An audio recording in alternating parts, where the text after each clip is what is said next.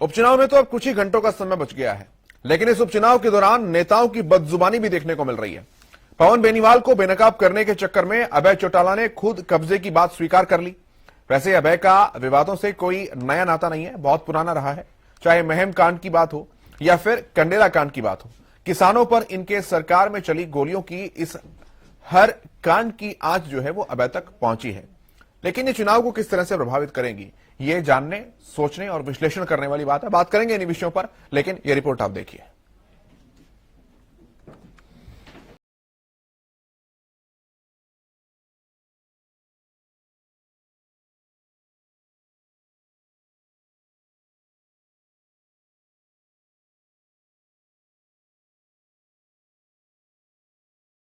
इनेलो का ये वही चेहरा है जिसने इनेलो को अर्श से फर्श पर पहुंचा दिया।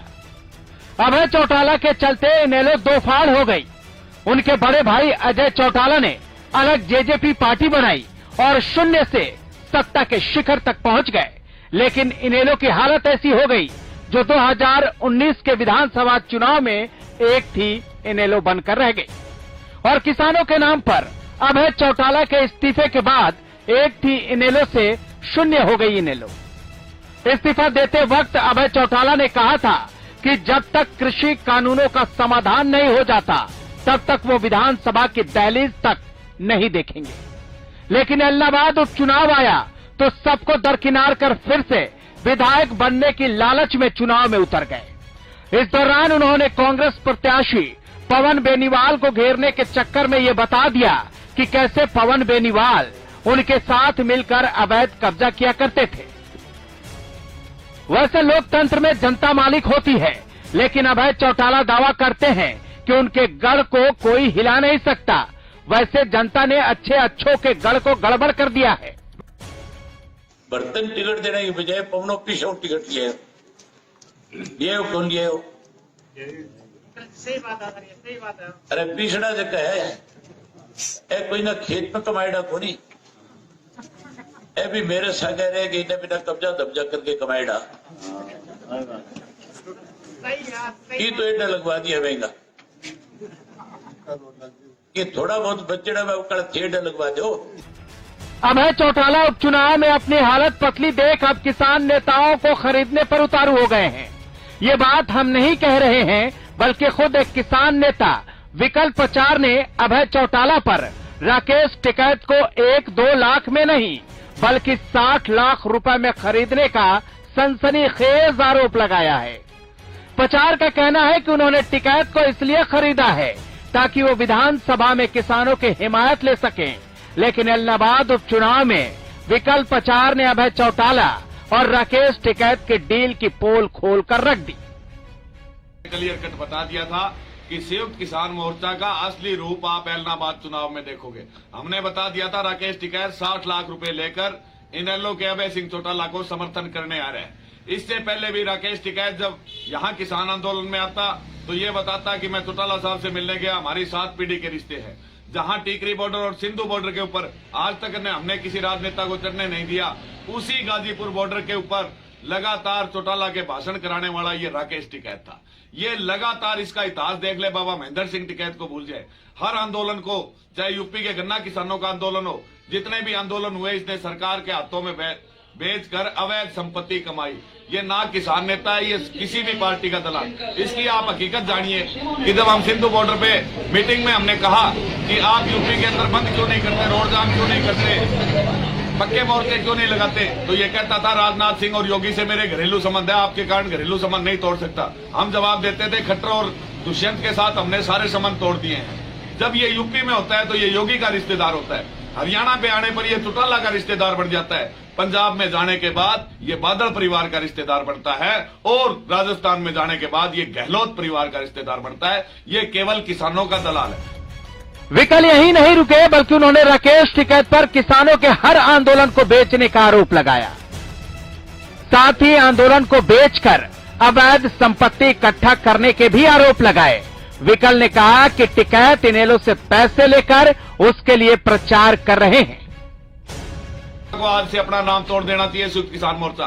गुरनाम चढ़ूनी जहां यहां आकर क्लियर कट कांग्रेस के लिए वोट मांगता है, कहता है कि इनेलो ने किसान मारे, कहता है कि बीजेपी जेजेपी का विरोध करना है, मेरे लिए कहता है कि हमने उम्मीदवार नहीं खड़ा किया, तो एक ही पार्टी बची, वो थी कांग्रेस।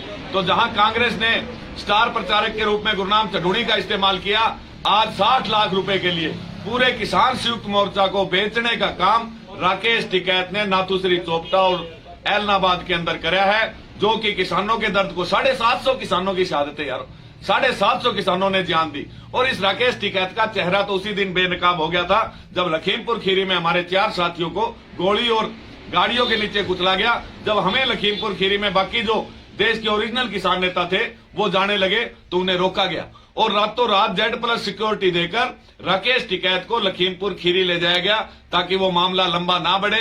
हाथों हाथ 45 लाख में उन शहीद किसानों का सौदा इस राकेश टिकैत ने कराया था। वहीं गुरनाम सिंह चढ़ूनी ने भी अभय चौटाला के इस्तीफे पर तंज किया है। उन्होंने कहा कि अभय ने इस्तीफा जरूर दिया, लेकिन सबसे ज्यादा किसानों पर उन्हीं की सरकारों ने गोलियां चलवाई हैं। उन्होंने कंडेला कांड को याद करते हुए कहा कि इनेलो सरकार ने किसानों पर जुल्म की इंतहा कर दी थी। 1-2 गोलियां नहीं बल्कि 1700 गोलियां चलवाई थी, जिसमें 7 किसानों की जान चली गई। इस्तीफा तो जरूर दिया था, लेकिन किसानों पे गोलियां भी 1700 चलाई थी, आदमी भी 7 मारे थे। इस्तीफा जरूर दिया था, लेकिन आज तक का अगर हम देखें, जितने वैसे तो बंसीलाल ने भी आदमी मारे, भजन लाल ने भी मारे, लेकिन इतनी गोलियां और इतना जो हाल किया था वो सबसे ज्यादा इन्हीं ने किया था। उधर दिग्विजय ने कहा कि इनेलो प्रत्याशी जेजेपी के कार्यकर्ताओं को फोन के माध्यम से संपर्क कर उन्हें जबरन चाय पर आमंत्रित करने की बात कह रहे हैं और इनकार करने पर देख लेने की धमकी दी जा रही है। दिग्विजय ने कहा कि किसी प्रकार की गलतफहमी में न रहें, क्योंकि अब हरियाणा में कानून का राज है और पूरी शांति के साथ ही व्यवस्था कायम रखी जाएगी। बड़ी जिम्मेवारी से कह रहा हूं, कल शाम से जननायक जनता पार्टी के वर्कर्स को इंडियन नेशनल लोकदल के प्रत्याशी टेलीफोनिकली फोन कर रहे हैं। पहले तो चाय की डिमांड कर रहे हैं और जब चाय की डिमांड के लिए वो व्यक्ति मना कर रहा है तो आपको हैरानी होगी, उसको धमका भी रहे हैं कि तू मुझे जानता नहीं। यानी अपना रंग आज जब ये देख लिया, खिसियानी बिल्ली खंबा नोचे हालात देख लिए कि कुछ बचा नहीं, इलेक्शन का रिजल्ट तय हो चुका है, लोगों ने मन बना लिया, तो अपने पुराने रंग में फिर से रंगे। एक वीडियो कल से वायरल हो रही है, हम देख रहे हैं कैसे लोगों को कहा जा रहा है कि कोई गांव में आए तो उसको पीटियो, उसकी टांगे तोड़ देना।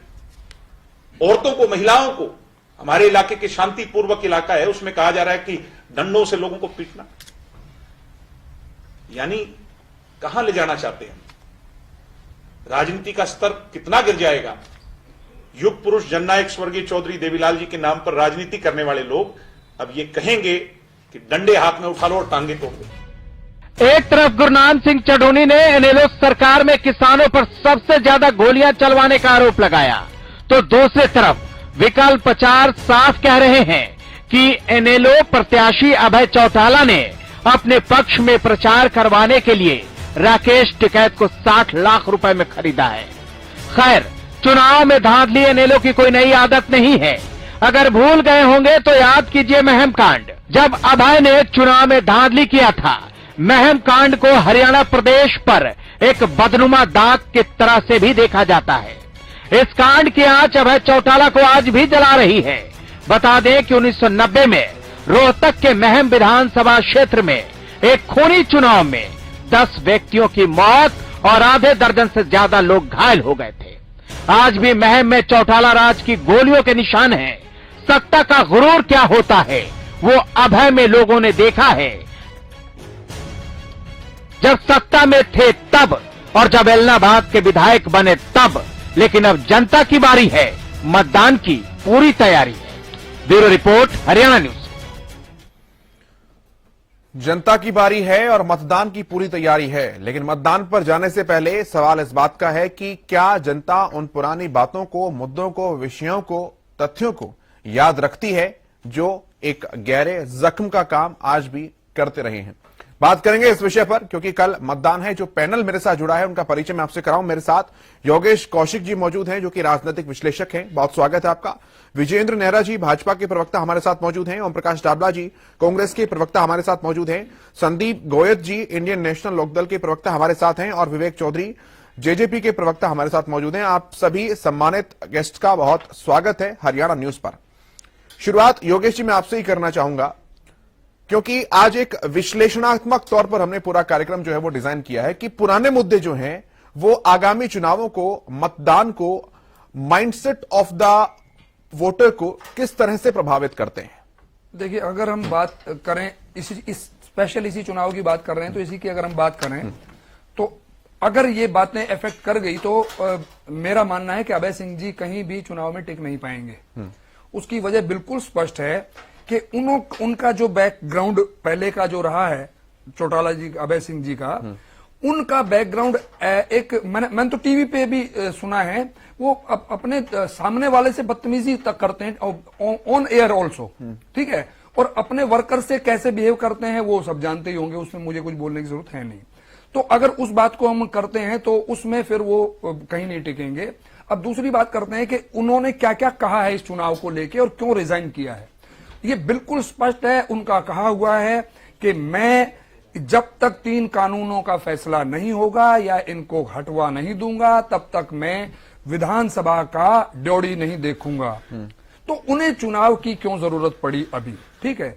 अब तीसरी बात, उन्होंने एक बयान और दिया अभी इस चुनाव के दौरान, और वो बयान आपने थोड़ा सा कोट भी किया हल्का सा, जबकि वो बहुत वजनदार कोट है कि मतलब मुझे एग्जैक्ट भाषा याद है उनकी। उन्होंने कहा कि ये जो पवन बेनीवाल है, इनका पैसा जो है ये खेत में कमाया उड़ को नहीं, ये पैसा तो वो कब्जा करके वे कमाया उड़ हैं, तो बोले ये और लगवा दो। Who was the boss? Boss was Abhay Singh. Abhay Singh के अंडर वो काम करते थे। उनके मैं क्या कहूं, शब्द बहुत शब्द होते हैं राजनीति में कि ये कह दो, ये कह दो, ये कह दो, जो भी आप चाहो शब्द ढूंढ लीजिए, लेकिन वो उनके बॉस थे उस टाइम पे, जिस टाइम का वो जिक्र करते हैं। तो यहां पे उस टाइम ये भी बात आई थी, तो क्या किसी ने सवाल किया था, एक पैनलिस्ट ने, कि क्या अभय सिंह चौटाला बताएंगे कि उनकी टीम में और कितने लोग थे और कितने लोगों ने कितने पैसे कमा लिए। तो ये सारी की सारी बातें जब आती हैं तो एक बहुत ही गलत सा इफेक्ट छोड़ती हैं अभय सिंह जी के ऊपर। ठीक। अब पवन बेनीवाल जी की भी अगर हम बात करते हैं तो उनका भी कोई बहुत अच्छा साफ सुथरा सा रिकॉर्ड नहीं है, ठीक है। अब मैं गोविंद कांडा जी का जिक्र अगर मैं करता हूं तो उनमें यही किसी पैनलिस्ट ने कुछ सवाल किया था, तो किसी दूसरे ने यह कहा कि आप 2 इल्जाम उन पे बताइए, कोई से भी अगर आप कह रहे हैं तो उन पे 2 इल्जाम बताइए। और मैं अपने पैनलिस्ट जितने बैठे हैं मैं भी उनसे वही सवाल कर देता हूं कि अगर ये बात करना चाहते हैं तो वो भी कोई से 2 इल्जाम उन पे बता दें। और मैंने ये बता दिया, अभय सिंह जी को बहुत नजदीक से देखा हुआ है लोगों ने, तो वो ये जानते हैं कि एक एरोगेंट अगर आदमी उन्हें चाहिए तो वो उसकी तरफ जाएंगे। और अभी अभी जो उन्होंने बोला है ना पवन जी ने, भरत सिंह जी ने बिल्कुल क्लियर कट इशारा ये नहीं किया कि आप वोट कांग्रेस को दें, ठीक है। उन्होंने इशारा बिल्कुल ये किया है कि जो जीतता हुआ नजर आए उसे दें, सिर्फ और सिर्फ अभय सिंह जी को हराए। तो ये जो संकेत नजर आ रहे हैं मुझे, तो कांग्रेस के अंदर भी कुछ गड़बड़ सी दिखाई दे रही है। ये महत्वपूर्ण बात है। मैं डाबला साहब से इस बात का जिक्र करता हूं, जवाब लेता हूं, फिर मैं संदीप जी के पास भी आऊंगा। ओम प्रकाश डाबला जी, भरत बेनीवाल का केवल चुनाव के चंद घंटों पहले ये बयान सामने आना कि अकल ठिकाने लगा दो, पीछा छुड़ाने का यही मौका है, पिंड छुड़ाने का यही मौका है इंडियन नेशनल लोकदल से, क्या दर्शाता है? उन्होंने एक बार भी नहीं कहा कि कांग्रेस को वोट देना है, वो वोट काट रहे हैं कांग्रेस का भी और लोकदल का भी, तो दे किस रहे हैं वोट सर? देखिए केशव जी, भरत बेनीवाल ने जो बयान दिया है वो इसलिए दिया है कि आज जो हरियाणा के अंदर गठबंधन की सरकार है वो हर काम में फेल हो चुकी है, लोगों की नाराजगी है उनके प्रति। सर, गठबंधन की सरकार पर उन्होंने कुछ नहीं कहा, वो डूबता हुआ जहाज है। डाबला साहब, उन्होंने गठबंधन की सरकार पर, गठबंधन पर कुछ नहीं कहा। उनका बयान अभय चौटाला को लेकर है, उनका बयान अभय सिंह चौटाला को लेकर है। देखिए उनका इशारा है कि अभय चौटाला की पार्टी इन लोग डूबता हुआ जहाज है, इसलिए इससे छुटकारा पाया जाए। और उसका विकल्प सिर्फ कौन सा है? कांग्रेस पार्टी है। तो इसलिए आज भारतीय जनता पार्टी गठबंधन से सब लोग नाराज है और ये पीछा छुटाने का एक अच्छा माध्यम है उपचुनाव। अगर इन लोगों से पीछा छुटाना है, उन्होंने कह दिया स्पष्ट कि तो डूबती हुई पार्टी है। अब और कोई पार्टी आने वाली सत्ता में है आगे तो वो कांग्रेस पार्टी है, तो उनका साफ इशारा है कि कांग्रेस पार्टी की तरफ जाइए। इन लोगों से छुटाना का ये मौका है, ये मौका बार बार थोड़ी आता है। इसलिए उनका स्पष्ट ये कहना है कि भाई इन लोग की आपके से छुटकारा पाने के लिए आप कांग्रेस का साथ दीजिए। ये नहीं कहा तो भी पता कांग्रेस पार्टी का तो है ही, वो सबको पता है। हाँ। उन्होंने कहीं भी स्पष्ट तौर पे ये नहीं कहा कि आप कांग्रेस को वोट दीजिए, नंबर 1। नंबर 2, हुड्डा जी, भूपेंद्र हुड्डा जी और दीपेंद्र हुड्डा जी, उनका कोई मुझे इस चुनाव के अंदर इंटरेस्ट नहीं लगा कौन जीतेगा या कौन हारेगा। वो एक पर्यटक के तौर पे वहां गए, घूम फिर के आ गए। तो मैं कैसे मान लूं कि कांग्रेस मिलकर चुनाव लड़ रही है? कौशिक जी आप ये बताइए, क्या वो किसी और नहीं कांग्रेस मिलकर चुनाव लड़ रही है? गए किस लिए है? कांग्रेस के लिए तो गए हैं और ये भारतीय जनता पार्टी के लिए गए हैं या इन लोगों के लिए गए हैं? बड़ौदा चुनाव के अंदर सारे चुनाव में वो अपने रोहतक तक नहीं आए थे वापस, पूरे चुनाव में वहां बैठे हुए थे जनाब। रोहतक में कहाँ बैठे थे? रोहतक बड़ौदा चुनाव जो हुआ था उसमें दोनों भूपेंद्र हुड्डा जी, दीपेंद्र हुड्डा जी पूरे चुनाव में वहां पे बैठे थे और 1 महीना पहले से बैठे हुए थे वहां पे।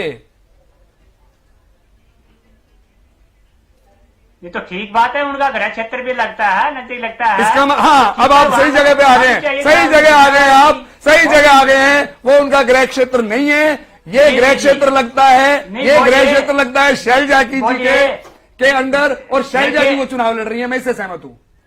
देखिए हर नेता का अपना अपना क्षेत्र भी होता है, कहीं ज्यादा पकड़ होती है, उसका अपना लोकसभा क्षेत्र रहा है शैलजा जी का, और गोहाना में भूपेंद्र सिंह हुड्डा का अपना लोकसभा क्षेत्र रहा है। तो अपने क्षेत्र में तो ज्यादा पकड़ हर आदमी की होती है, क्यों नहीं वहां ज्यादा मेहनत करेंगे? अब यहाँ शैलजा जी का ज्यादा पकड़ भी है, प्रदेश अध्यक्ष भी है, उस नाते वह मेहनत डाबला साहब, मतलब आपको ये लग रहा है ना? ठीक है डाबला साहब, चुनाव लड़ रहे हैं। ठीक है डाबला साहब, आपको मतलब ये लग रहा है कि भरत बेनीवाल का ये बयान आपको नुकसान नहीं पहुंचा रहा है? हमें किस लिए नुकसान पहुंचे? वो कह रहे हैं ठीक अभय चौटाला से जितनी जल्दी उसके आप छुटकारा पाने के लिए सशक्त माध्यम है, और उसके लिए कांग्रेस पार्टी है, हमारे वर्कर। संदीप जी के पास में आता हूं अब, भरत बेनीवाल के उस बयान को लेकर, जब वो कह रहे हैं कांग्रेस प्रत्याशी नहीं है लेकिन कांग्रेस के नेता हैं, 2 बार चुनाव लड़ चुके हैं, और अब कह रहे हैं कि अभय सिंह चौटाला से पिंड छुड़ाने का ये मौका है। संदीप जी देखिए केशव जी, भरत सिंह बेनीवाल की स्थिति को आप भी अच्छी तरह समझते हैं, पर एलनाबाद की जनता भी समझती है। भरत सिंह बेनीवाल के जो समर्थक हैं वो उनके चट्टान की तरह मजबूत और कट्टर समर्थक हैं, और वो ज्यादातर समर्थक ग्रामीण बेल्ट के हैं, गांव के रहने वाले हैं। और गांव के अंदर मतदाताओं की 2 फिलोसफी, 2 विचारधारा है, एक तो पवन बेनीवाल के विरुद्ध और एक भारतीय जनता पार्टी और जननायक जनता पार्टी के विरुद्ध। तो मेरा ये मानना है कि भरत सिंह बेनीवाल ने यह बयान देकर अपने मतदाताओं को, अपने समर्थकों को खुला छोड़ दिया, क्योंकि उन्हें पता है कि उनके कहने के बावजूद भी उनके समर्थक गोविंद कांडा को वोट बिल्कुल भी नहीं देंगे, क्योंकि ये वो पार्टी से कैंडिडेट है जिन्होंने किसानों के ऊपर अत्याचार किया, गांव के रहने वाले लोगों को पीटा। जमाल गांव के अंदर घर में घुस करके किस प्रकार हमारे सिख किसानों की पगड़ियों को उछाड़ा और लोगों को, किसानों को पीटा। तो वो जो पवन बेनीवाल के बारे में वो इसलिए नहीं कह सकते, वो उनकी एक राजनीतिक उनके साथ विचारधारा मेल नहीं खाती।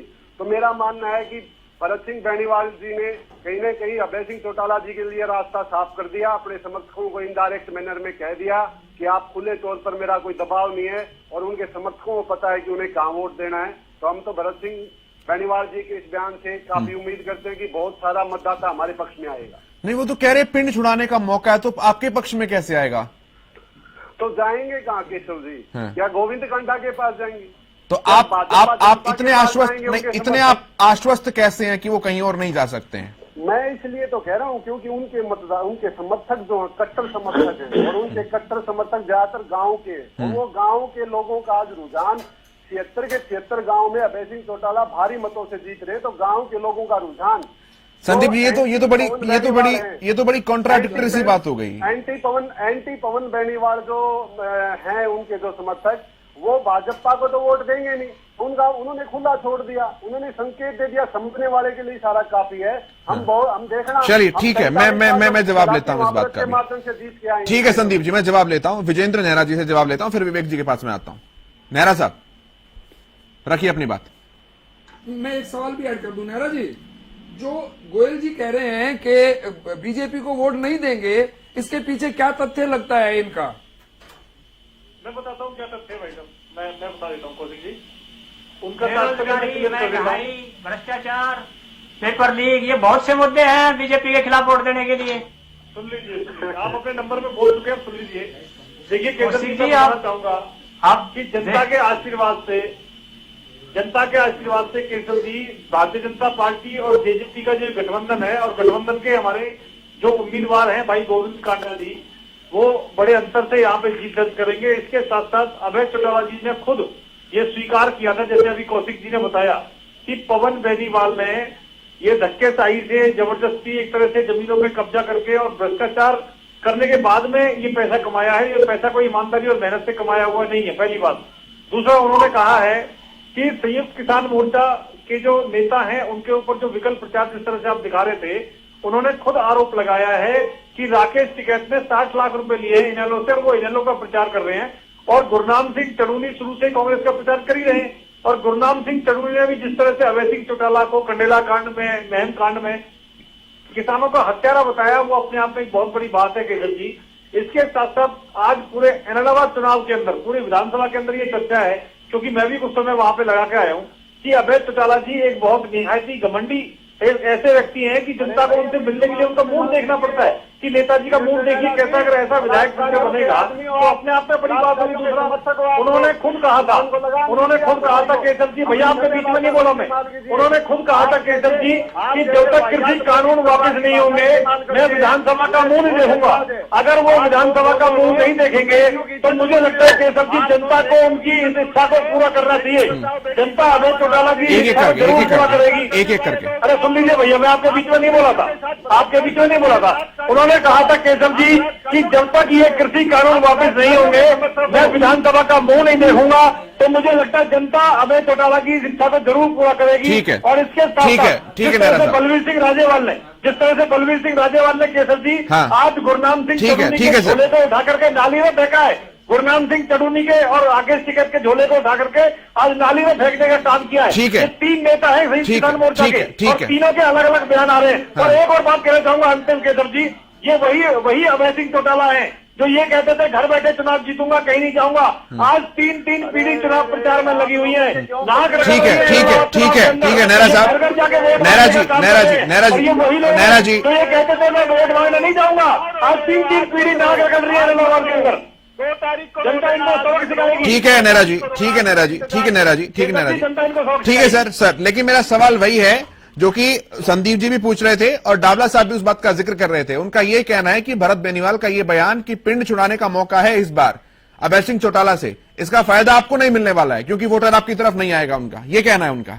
देखिए, सबसे बड़ी पीड़ा तो केसर जी ये है कि कांग्रेस पार्टी के पास तो उम्मीदवार ही नहीं था, भारतीय जनता पार्टी से उम्मीदवार उनको उधार लेना पड़ा। दूसरा, भरत बेनीवाल की जो आपने बात कही उनकी बड़ी पीड़ा है, और यहाँ कहीं ना कहीं भूपेंद्र सिंह हुड्डा जी की चालें चल रही है। भूपेंद्र सिंह हुड्डा जी जो कांटा है ना, भूपेंद्र सिंह हुड्डा जी इस बार, पहले तो उन्होंने जींद के अंदर तो सुरजेवाला का कांटा निकाल दिया था, अब की बार भूपेंद्र सिंह हुड्डा जी इलाहाबाद के अंदर कुमारी शैलजा का कांटा निकालेंगे। और इसीलिए भरत बेनीवाल जी ने इशारा किया है कि इनेलो से छुटकारा पाओ और कांग्रेस के पल्ले कुछ है नहीं, विवेक चौधरी जी के पास वोट दो और बीजेपी के उम्मीदवार को जिताओ। उनका स्पष्ट एक तरह से इशारा है कि भारतीय जनता पार्टी के विवेक चौधरी जी के पास आता हूँ।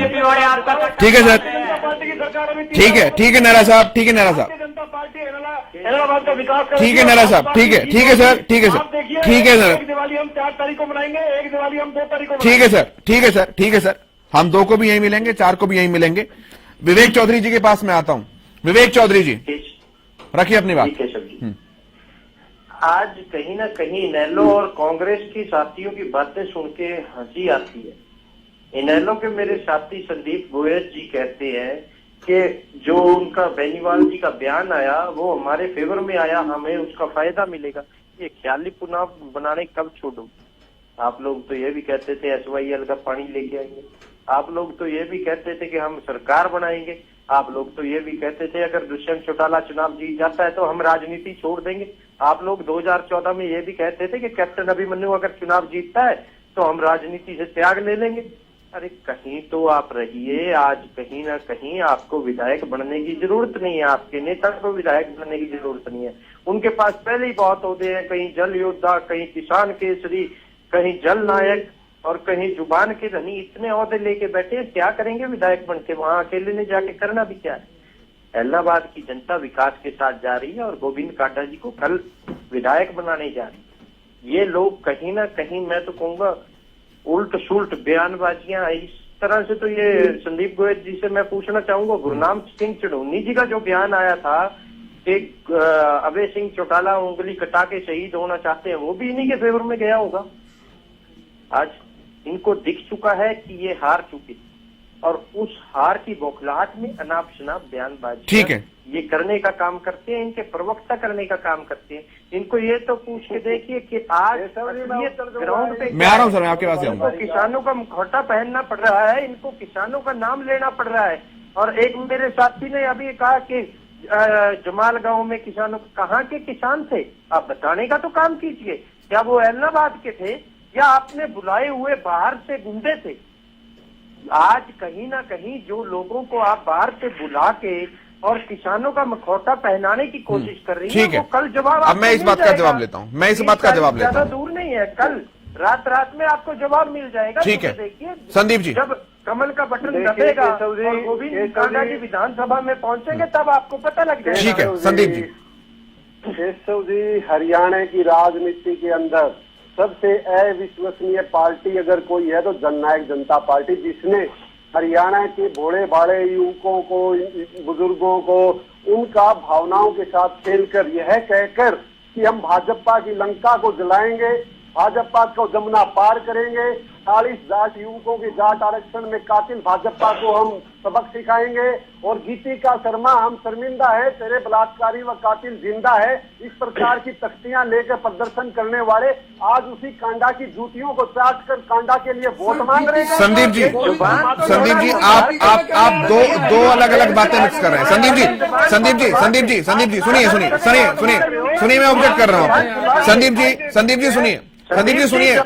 जी सुनिए मेरी बात। संदीप जी सुनिए। अरे जूतियां चाटते होंगे आप लोग। अरे भाई आप लोग कर रहे हो, समय समय पे लोगों का इलाज करने की बात करते हैं। आप क्या कहते हैं? आप क्या कहते हैं? हम शर्मिंदा संदीप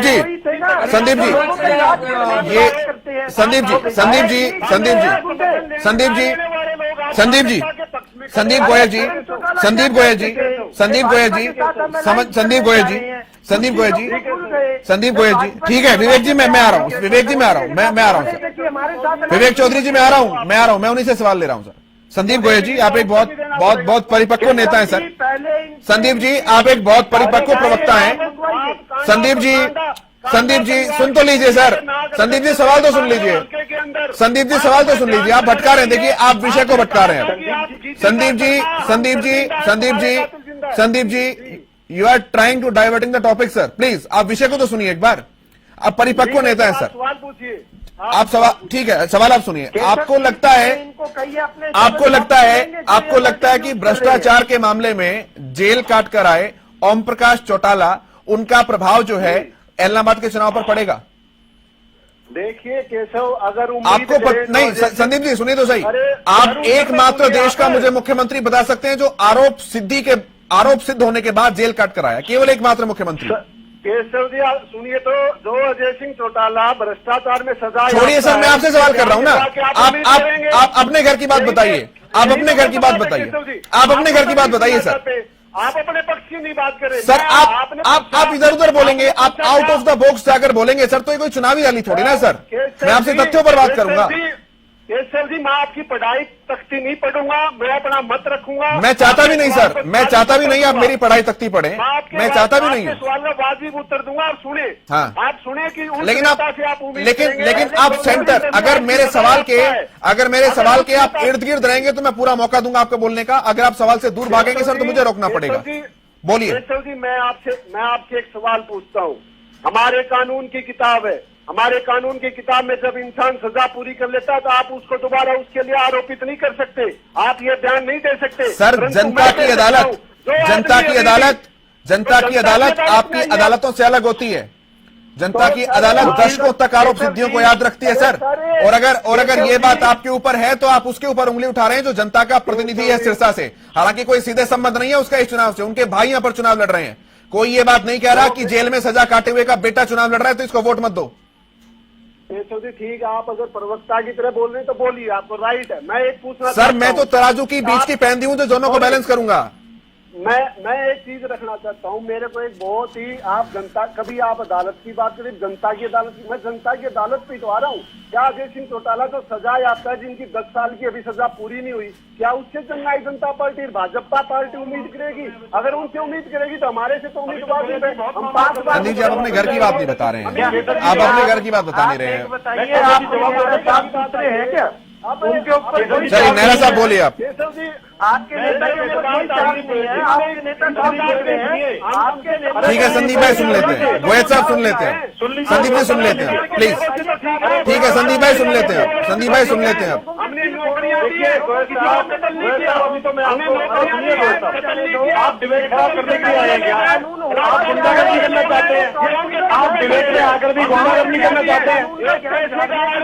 आप इनकी आवाज बंद कराइए, केशव जी इनकी आवाज बंद कराइए। संदीप जी, आप डिबेट में आकर भी गुंडागर्दी करना चाहते हैं क्या? मैं आ रहा हूँ सर, मैं आ रहा हूँ। इनकी आवाज बंद कराइए पहले। संदीप भाई, नहीं है पैसे लेने का। संदीप जी, इनकी आवाज बंद संदीप जी, करा संदीप जी, संदीप जी, संदीप जी, अब आपकी संदीप जी सबके पास मैं आऊंगा सर, एक एक करके आऊंगा सर, एक एक करके आऊंगा। हम तथ्यों पर बात कर रहे हैं।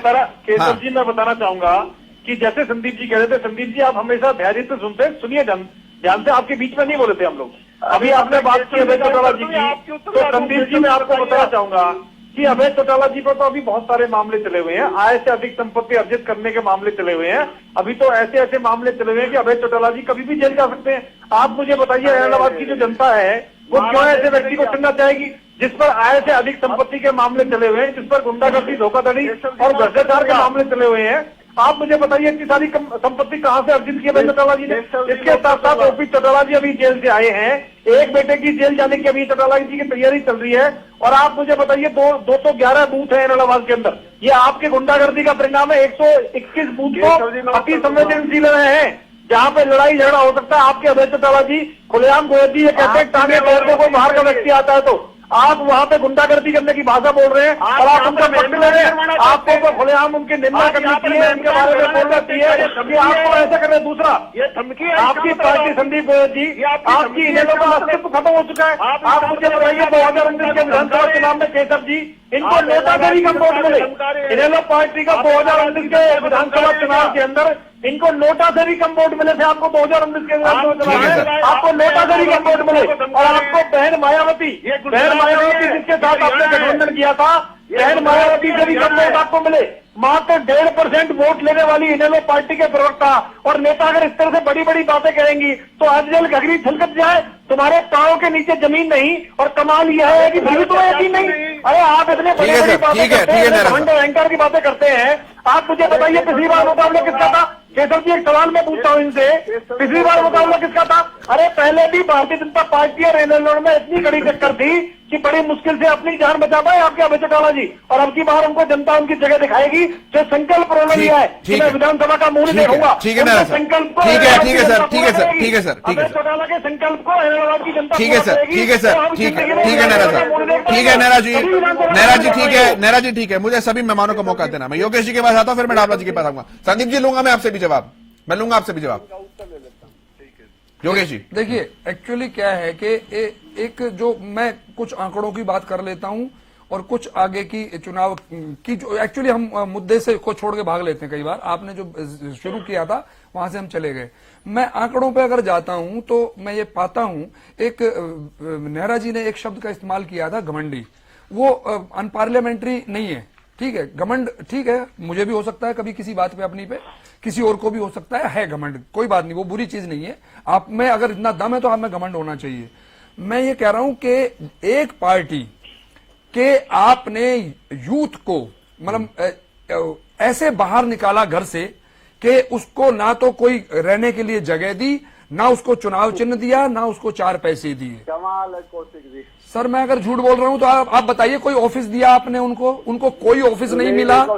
एक सुनो, इसी बहस पे मैं बैठा हुआ था जब ये लड़ाइयां हो रही थी आपकी पार्टी की, तो मैं कह रहा था कि एक टाइम ऐसा आता है कि आपको यंग जनरेशन को आगे बढ़ाना होता है। आप चुनाव हारे या जीतें तो आपका घर बचा रहेगा। आपने अपना घर ना बचा के उन बच्चों को बाहर निकाल दिया। चलो निकाल दिया, कोई बात नहीं। चुनाव चिन्ह आपने रख लिया, कोई बात नहीं।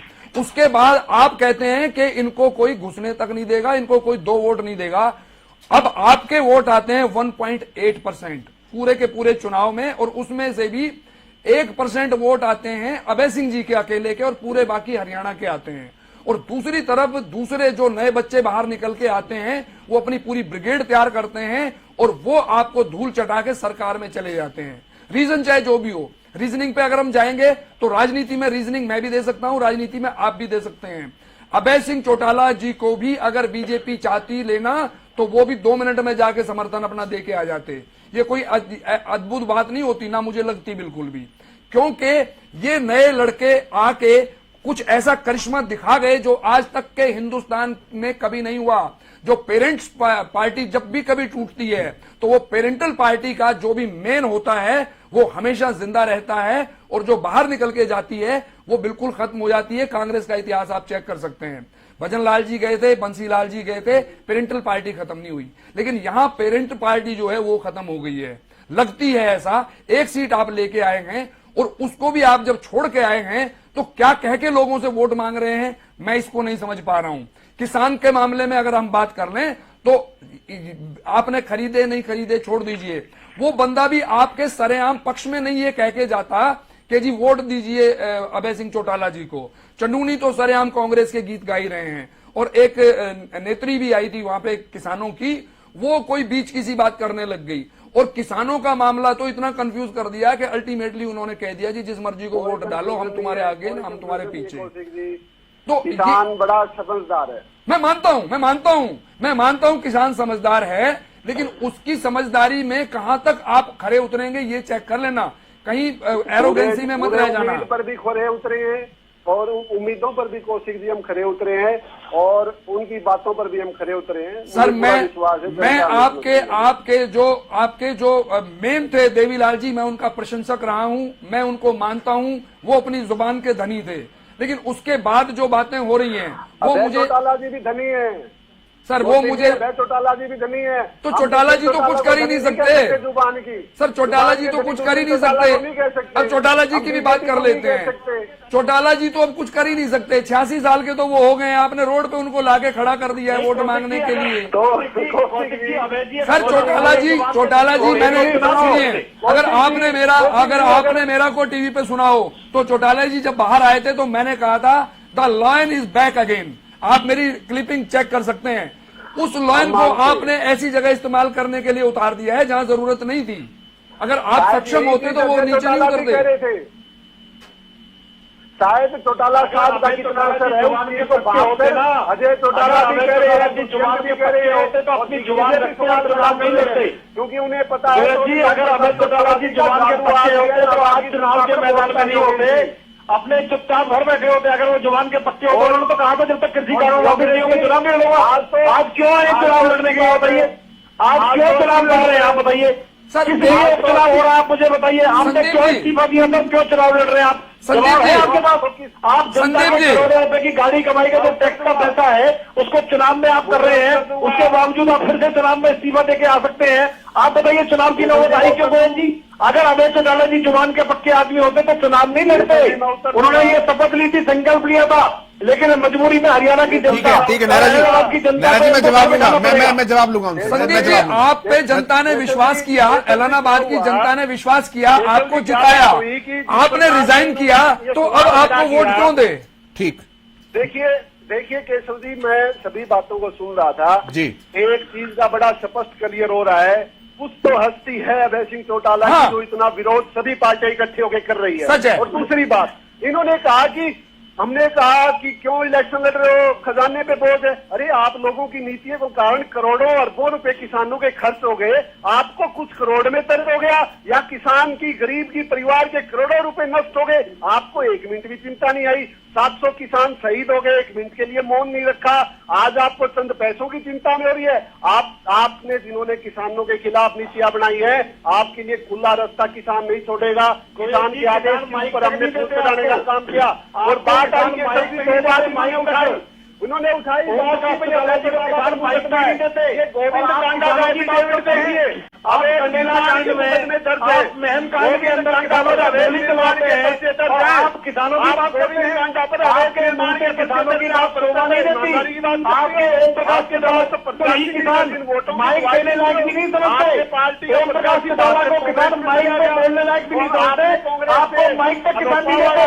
कन्हैया कांड और महम कांड के अंदर आप किसानों पर गोली चलाते हैं, आप किसानों को मरवाने का काम करते हैं और आप किसानों की बात करते हैं।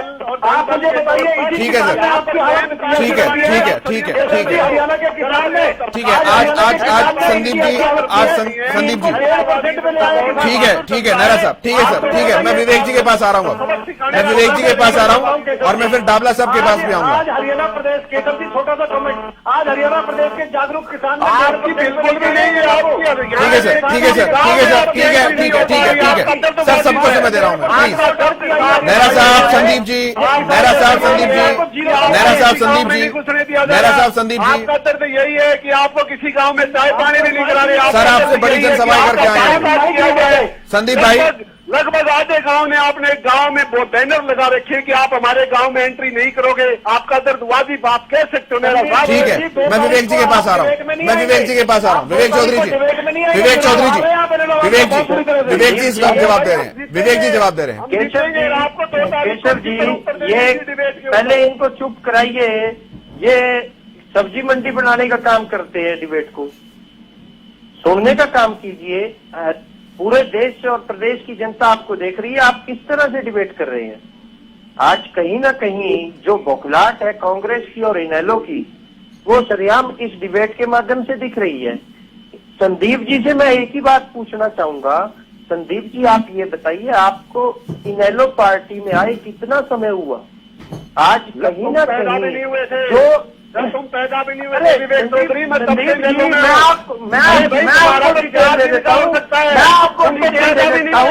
जुम्मा 4 दिन में आप पार्टी में आए, जुम्मा 4 दिन में आप पार्टी में आए और आप बातें कर रहे हैं बड़ी बड़ी। आपको अगर अभय सिंह जी का असली रूप नहीं देखा होगा, आप मेरे साथ बात कीजिए, मैंने देखा है, हम भुगतभोगी है। आप तो कल उनके यहाँ आके पार्टी के प्रवक्ता बन के बैठे हैं, आपको असलियत का नहीं पता अभय चौटाला की क्या है। आपने अभय चौटाला का असली रूप नहीं देखा जो हमने देखा है, जो अहमदाबाद की जनता देख चुकी है और अभय चौटाला को असलियत दिखाने का काम करेगी। आज कहीं ना कहीं जो रवैया आपके नेता का है वही रवैया आपका डिबेट के ऊपर है। मैं आपकी बारे में नहीं बोला। केशव जी, इनको चुप कराने का काम कीजिए। ठीक है संदीप जी वो बोल रहे हैं सर, मैं आऊंगा, दोबारा आ जाऊंगा।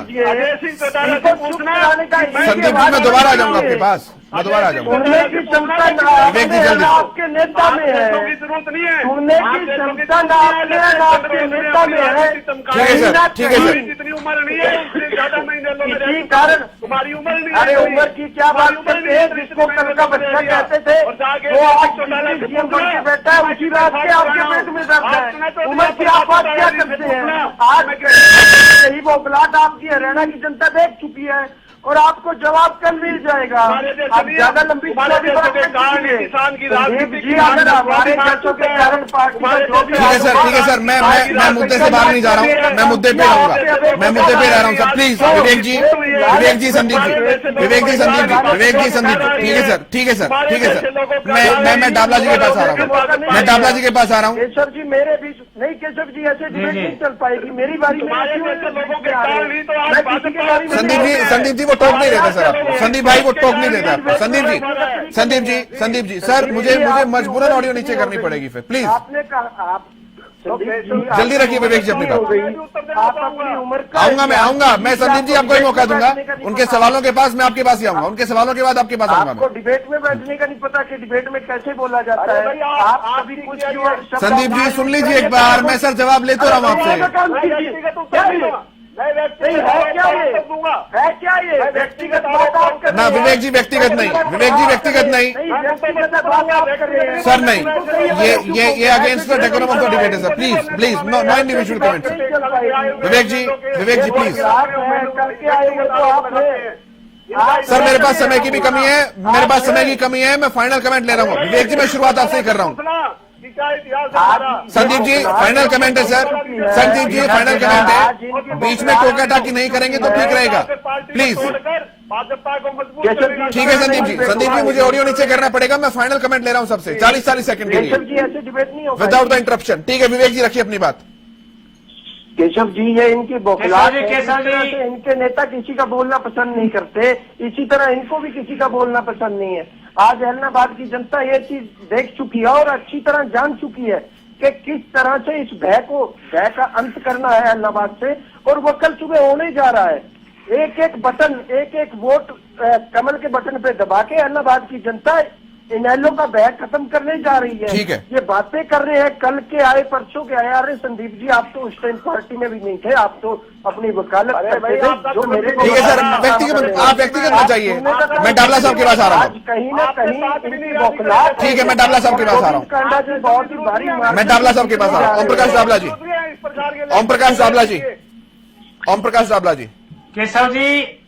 केशव जी आज स्पष्ट आज प्रवक्ताओं में झलक रहा है, चाहे वो इन लोगों का प्रवक्ता हो, चाहे बीजेपी का प्रवक्ता हो, चाहे जेजेपी का प्रवक्ता हो। आज इनकी बौखलाहट स्पष्ट रूप से देख रही है कि कल इनकी हार निश्चित है, और जो वोटर है वो सब इनकी बातों से समझ चुके हैं कि सिर्फ ये बौखलाहट है। आज जो इन लोग हमारे कांग्रेस जिसके भारतीय जनता पार्टी के प्रवक्ता नारायण जी कह रहे थे कि कांग्रेस के पास अपना कैंडिडेट नहीं है, मैं इनसे पूछना चाहता हूं जब इनके पास अपना कैंडिडेट है क्या? जब जेजेपी कहते थे कि तुम लड़ाओ और भारतीय जनता पार्टी कैंडिडेट तुम अपना कैंडिडेट लगाओ, इन्होंने तो खुद उधार का कैंडिडेट लिया था।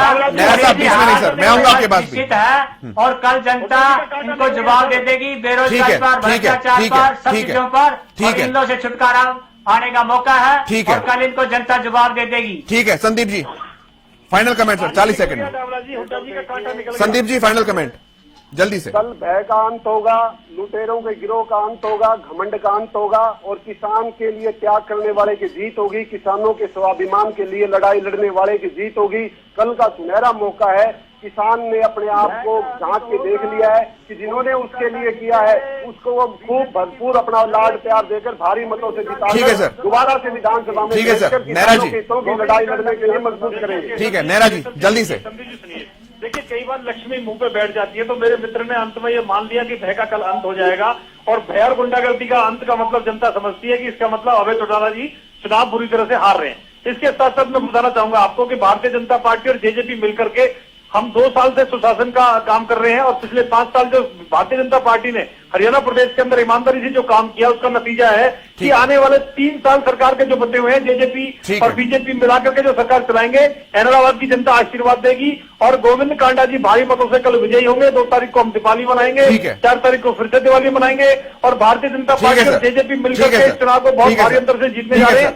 और ये किसानों के हत्यारे हैं, इनेलो पार्टी वाले लोग महम कांड के अंदर, कंडेला कांड के अंदर ओम प्रकाश चौटाला जी, और ये किसानों ने हड़प की है इनको 1.5% पे हरियाणा का किसान लेके है, और इनकी जमानत जब्त होगी, इनकी पूरी तरह से हार होगी।